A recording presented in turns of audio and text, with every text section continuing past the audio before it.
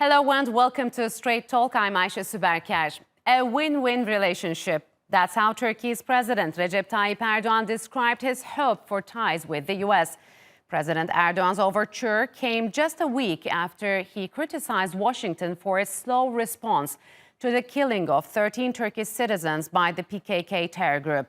But he made clear that despite recent tensions, the strategic partnership between the U.S. and Turkey had overcome all kinds of difficulties.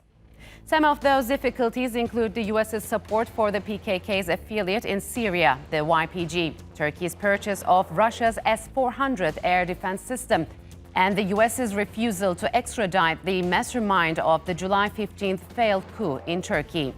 But amidst those tests, there are many strategic goals Ankara and Washington share, like finding a lasting political solution to the nearly decade-long Syrian war, lowering tensions in the Gulf and restoring the Iran nuclear deal, and bringing to justice those who are involved in the murder of journalist Jamal Khashoggi.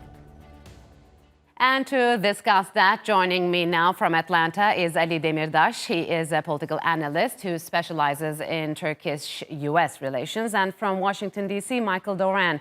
He's a senior fellow at the Hudson Institute. Gentlemen, welcome to Straight Talk. It's good to have you on the program. So, Michael, Turkish President Recep Tayyip Erdogan reached out to the Biden administration saying that the common interests of Turkey and the U.S. outweigh their differences. Could you expand on that? And what are those common interests that the two countries share? Well, I think that in the last 4 years, Turkey has developed a lot of positions of power throughout the Middle East, particularly in Syria.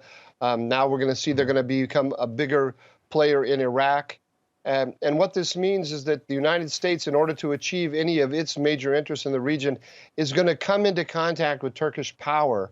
And it's going to put the Americans in a position of having to negotiate with Turkey rather than to just kind of shove it aside as it did in the Obama years. So, Ali, what is the imminent hurdle standing between the two that should be dealt with? If my contribution to Straight Talk was an article, the title would be Geopolitics Dictate Washington's Cooperation with Turkey. The U.S. has been facing daunting challenges globally in terms of foreign policy making with regards to China, Afghanistan, Iran, Russia, and Europe. And Biden wants a stronger transatlantic NATO alliance. Mm-hmm. And without the second largest military, the member of NATO, the U.S. will not be able to fulfill this mission. Therefore, the Turkish-American cooperation is a must for both countries. So Biden has offered restart nuclear talks, Michael, with Iran, and he was willing to get back to the 2015 deal. We know that from the very beginning, Turkey has been supportive of this deal. Can you talk to us about how the U.S. and Turkey have similar interests when it comes to Iran and diffusing tensions in the Gulf? Well, I think it's interesting that Turkey supported the deal, but the deal was part of a larger reorientation of U.S. policy in the direction of Russia and Iran and away from all of America's traditional allies, Turkey for sure, but also Israel and Saudi Arabia. Mm-hmm. So I think it's a kind of double-edged sword, this Iran business, and we've seen in the recent months, particularly after the war in Azerbaijan and Armenia, that there's rising tension between Iran and Turkey. So exactly how that's going to play out, we have to wait and see. Okay, so Biden has also made it clear, Ali, he will not follow the same policy as Trump when it comes to the Gulf and Arab states. How could that policy shift affect the region and possibly Turkey's ties both with the U.S. and the Gulf countries? I agree with Mike. The Biden foreign policy vis-a-vis Iran is going to poses to alienate the U.S. traditional U.S. allies such as Turkey, Israel, and Saudi Arabia. What is most concerning for particularly Israel and Turkey is if the deal is reached with Iran, Iran will have financial means to support its Shia militia across the Middle East, particularly in Iraq and Syria. and those militias are of greater concern for Israel and Turkey. Okay, so if we could back to my question, I mean, Biden will follow a different foreign policy when it comes to the Gulf states. So how could that policy shift affect the region and possibly Turkey's ties with the U.S. and the Gulf region, let's say maybe Saudi Arabia, the United Arab Emirates? The Biden administration has expressed its intent to use stick diplomacy, the big stick diplomacy vis-a-vis Saudi Arabia, Turkey, and the Gulf states, and Egypt to some extent. By alienating this many regional countries, regional powers, the U.S. foreign policy is going to suffer greatly. So I think Biden administration is going to have to go back to what the Trump administration had done when it comes to the Gulf states and the Middle East. So, Michael, the U.S. has finally released a detailed intelligence report about the killing of journalist Jamal Khashoggi. Is there a room for Turkey and the Biden administration to cooperate in holding those responsible for the murder of the journalist in the coming period? Yeah, in a way, I think that's kind of yesterday's news. I agree with the analysis of Ali that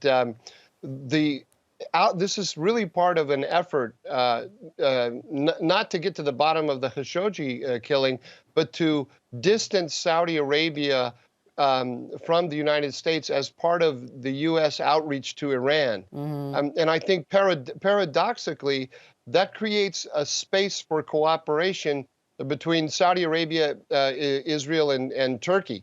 With the Turkish interest in the Sinjar region in Iraq, that's an interest that I think both the Israelis and the Saudis would share with Turkey, because if Turkey were to go into Iraq, as it has been signaling, that would block the Iranian access, the direct land routes of the Iranians into Syria. I don't think that this would cause trouble between Saudi Arabia and Turkey, or between Israel and Turkey at all. On the contrary, I think it would create a basis for a shared interest in order to put pressure on the United States to look more favorably on its traditional allies. I think you're talking about a possible Sinjar operation. So Ali, Biden said America back is on the international platform. Will that be an easy task given the dramatic changes on the ground in international hotspots?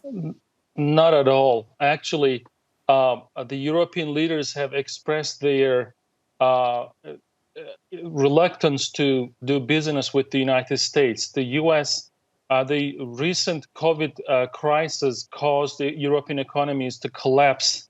And what the European Union, what Europe right now needs is more trade with China and cheaper energy from Russia.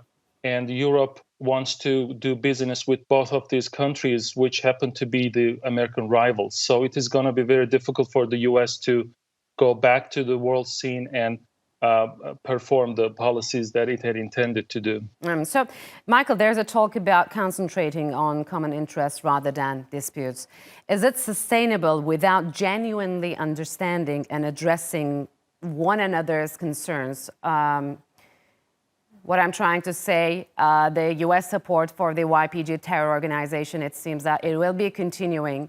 And then there's this S-400 missile issue, as well as the extradition request by Turkey of Fethullah Gülen.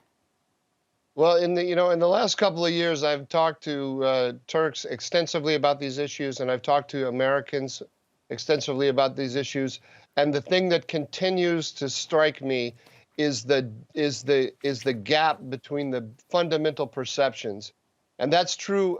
That's true about Americans in general. I think not simply the Democrats and the Biden team. I think it's that these are points of friction that are going to continue to plague the relations for as long as I can see into the future. I don't need that's not a reason to be totally in despair. I think for all the reasons that I and Ali have just laid out, there's going to be a lot of events that are going to have nothing to do with S-400s, nothing to do with the YPG, and there are going to be interests between the two sides that are going to create opportunities for greater understanding. but a kind of meeting of the minds about the general picture in the region, I just don't see that at this stage. So from an American point of view, Ali, how could we talk about a unified front, let's say, confronting Russian and Chinese influence, where most of the Western allies adopt an unfavorable stance against Turkey for its regional drives? The best way for the U.S. to counter Russia is to cooperate with Turkey and understand Turkey's regional security threats and improve the relations.